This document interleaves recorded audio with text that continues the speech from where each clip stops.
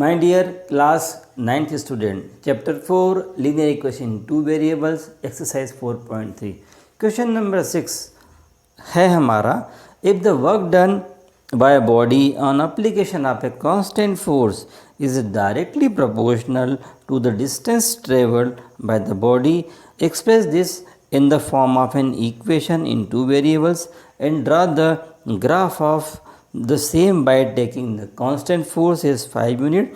Also read from the graph the work done when the distance traveled by the object or body is 2 unit and 0 unit.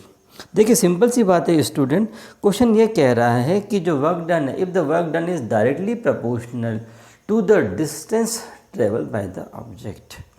ये तो condition दे के रखी हुई है।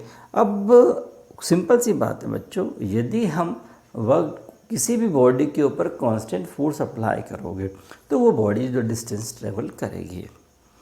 हमें constant force question में given है 5 यूनिट का। आपको ये भी बताना है लास्ट में, ग्राफ तो बनाना ही बनाना है, ग्राफ्स के बाद में आपको ये भी फाइंड आउट करना है कि यदि ऑब्जेक्ट 2 यूनिट का डिस्टेंस ट्रेवल करता है तो वर्क डन कितना होता है। जब ऑब्जेक्ट 0 यूनिट ट्रेवल करेगा तो वर्क डन कितना होता है। सबसे पहले हम क्या करते हैं कि थोड़ा सा अजम्पशन कर लेते हैं। लेट वर्क डन को हमने क्या ले लिया, W ले लिया है। Let work done be W and distance travelled by the object, distance travelled by object और बॉडी, इसको हमने क्या ले लिया है, इसको हमने ले लिया है D। अब कांस्टेंट फोर्स भी हमको क्वेश्चन में गिवन है।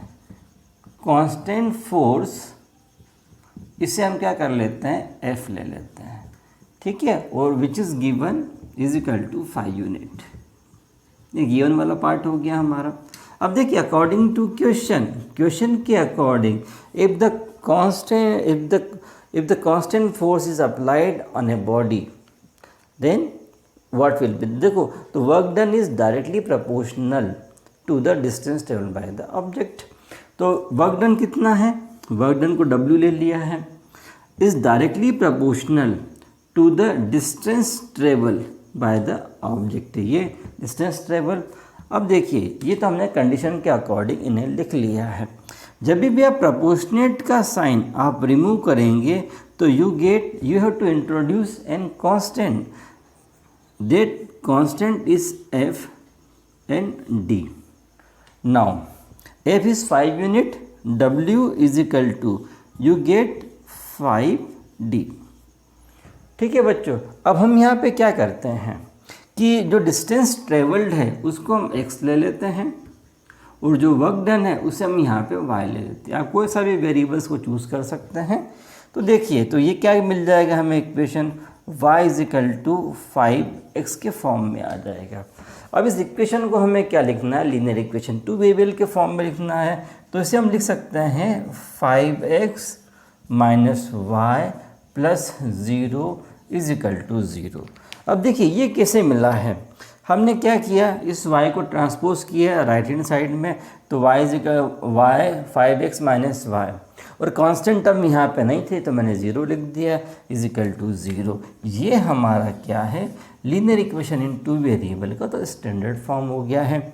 नाउ ये अब लीनियर इक्वेशन 2 वेरिएबल के स्टैंडर्ड फॉर्म में से हमने लिख दिया है, तो स्टैंडर्ड फॉर्म हमारा क्या होता है, ax plus by plus c is equal to 0, ये हमारा स्टैंडर्ड फॉर्म होता है।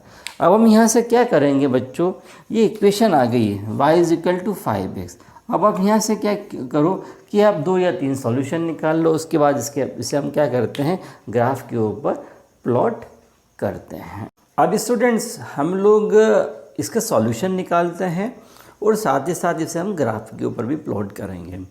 इक्वेशन हमारी फॉर्म हुई थी y is equal to 5x और इसे स्टैंडर्ड फॉर्म में हमने लिखने के बाद क्या बन गई थी, 5x minus y plus 0 is equal to 0। Solution हम यहाँ से ड्रॉ करेंगे तो आप देखेंगे कि देखिए जब x की वैल्यू को हमने 0 पुट किया है, x 0 किया है तो y आपको कितना मिल गया, 0 मिल गया है x। देन जब x यहाँ पे 1 पुट किया है, x के प्लेस पे 1 पुट करोगे तो 5 × 1 यू गेट 5।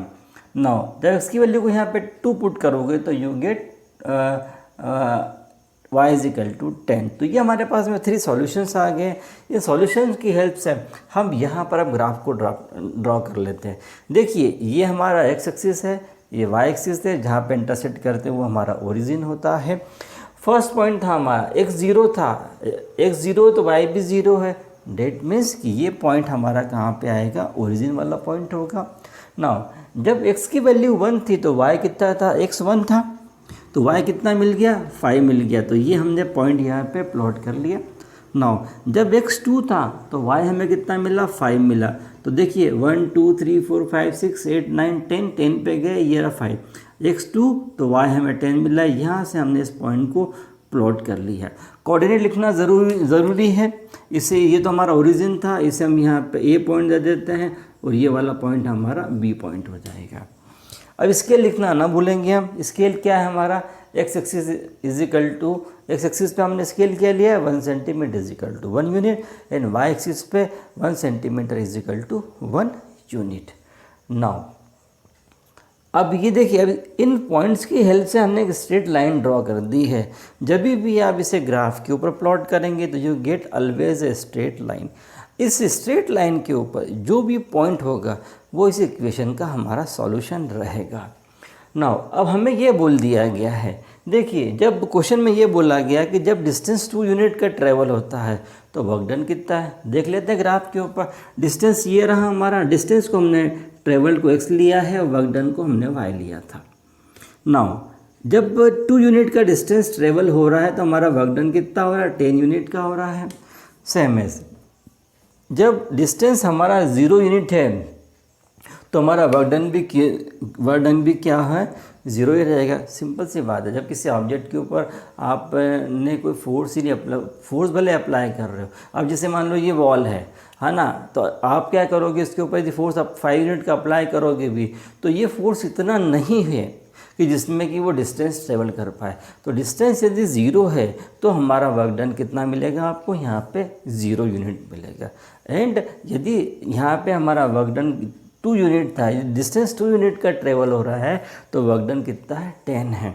तो स्टूडेंट ये था क्वेश्चन नंबर 6 के बारे में। तो ये पूरा आपको क्लियर हो गया होगा इसका कॉन्सेप्ट।